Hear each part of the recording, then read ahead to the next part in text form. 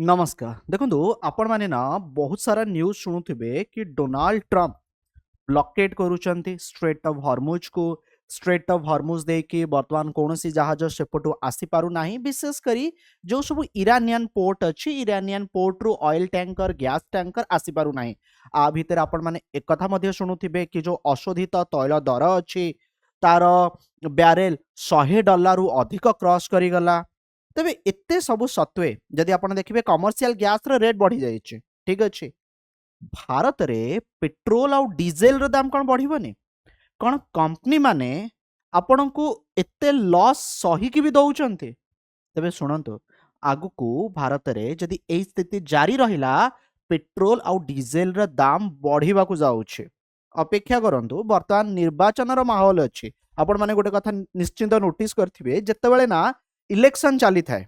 ठीक अच्छे यही समय हठात पेट्रोल दाम 5 टंका 6 टंका कमी थिबो किंतु निर्वाचन पर पुणी थे सब जिनस नॉर्मलाइजेशन ही से हुए ना तेबे आगामी दिन में ये इलेक्शन रिजल्ट परे परे आपण माने पेट्रोल डीजेल दाम बढ़िबा देखिबे जदि एमती अवस्था जारी रहिला डिटेल रे आलोचना करिबी आपण मानक सहित देखंतु मु आपण को जणैबी कि due to rising crude oil prices जदि आमे देखिबा अशोधित तैल दरर प्राइस जो भली भाबरे बढ़ी चलीची पेट्रोल आउ डीजेल एक्सपेंसिव हवा को जाउची पेट्रोल लिटर प्रति जदि आपण को जणैबी 18 टंका आउ डीजेल 35 टंका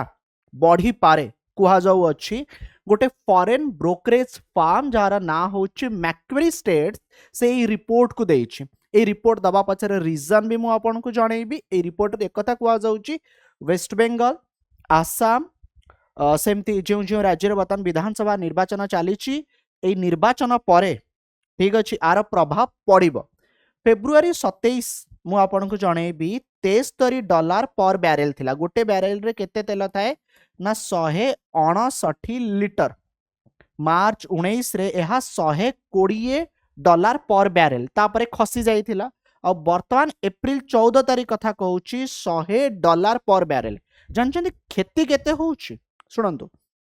एक्चुअली जो कंपनी माने अछंती ना से माने बहुत खेती सहउचंती आपण माने जदी देखिबे किछ दिन तळे आपण माने सुनिथिबे कि सरकार कोन करले 10 टंका कम करी देइथिले excise duty but excise duty कम कला परे भी आपण माने पेट्रोल और डीजेल प्राइस कम देखिले नाही प्रति लिटर 10 टंका कम हैला किंतु आपण को टंकाटा 1.5 टंका भी कमीबार देखा गला नाही काहे ना कंपनी माने लॉस होउचंदी मु आपण को जणाउची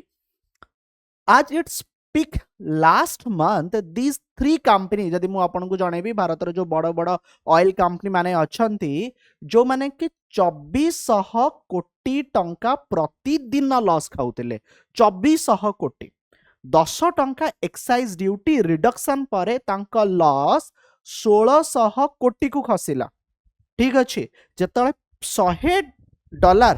प्रति बैरेल हैला पुणी थरे से माने लॉस सहुचंती ओके जदि आपण देखिबे इंडिया ना मैक्सिमम जो ऑयल अच्छी आकु बाहरु फ्रेंड्स इंपोर्ट करूची ठीक अच्छे आकु कौन करूची बाहरु इंपोर्ट करूची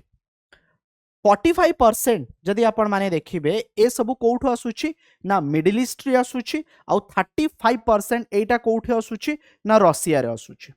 ठीक अच्छे जदि मिडिल ईस्ट कथा देखिबे मिडिल ईस्ट प्रभावित कहा जोगु ना यूएसए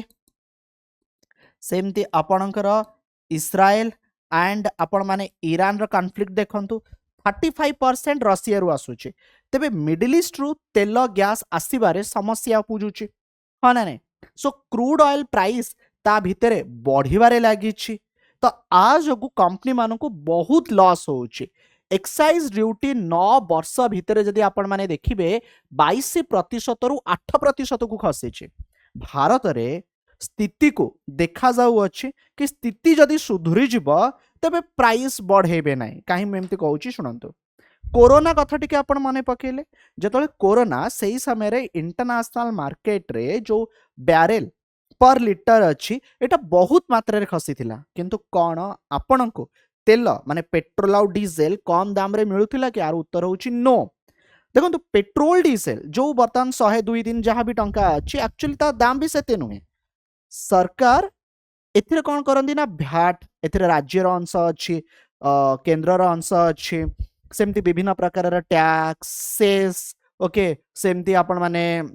कहींपारे विभिन्न प्रकार कर पर तार प्राइसटा आसे तो बर्तमान टाइम रे कंपनी माने बहुत लॉस होउचंती से समय कंपनी माने बहुत प्रॉफिट रे थिले से माने चाहिथिले आपन को कम दाम रे देई पारि थांदे बट देले नाही ना सरकार आपन को देले तेणु बर्तमान जदि आपण माने देखिबे ना सरकार जेतल सेतबेले गोटे प्रॉफिट गोटे मुनाफा कमेइचंती से सिचुएशन को मॉनिटर करूचंती ए सिचुएशन कोन जाउची केते बढ़ुची केते कमुची बट मन रखंतु सही हबो से पर्यंत जो पर्यंत कौन मैनेज करहब देन तापर प्राइस बढ़िया पई बाध्य हेबे भारत रे मैक्सिमम पेट्रोल डीजल गाड़ी देखिए से सब चलिबो केमिति बहुत सारा देश ना प्राइस ऑलरेडी बढ़ई साइलेनी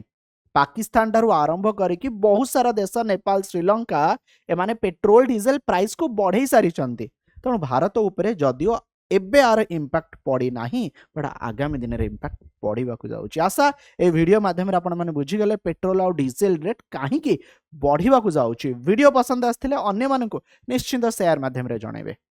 धन्यवाद।